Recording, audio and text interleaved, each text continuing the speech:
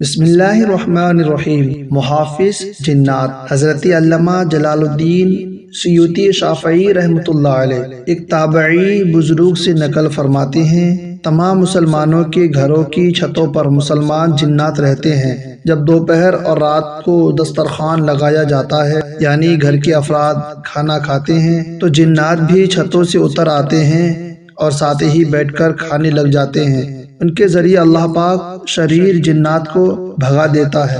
آپ کے گھر سے کبھی رزق ختم نہیں ہوگا۔ جس گھر سے پرندوں، جانوروں اور چوٹیوں کو رزق ملتا ہے، اس گھر سے کبھی رزق ختم نہیں ہوتا۔ آپ اندازہ لگا کر دیکھ لیں، آپ پرندوں، چوٹیوں اور جانوروں کو کھانا ضرور کھلا کر دیکھیں، دانا پانی ڈال کر دیکھیں اور دانا پانی ڈالنا شروع کر دیں، آپ کا گھر ضرور رزق سے بھر جائے گا، انشاءاللہ بند نہیں ہوگا، رزق سے مالا مال ہو جائیں گے۔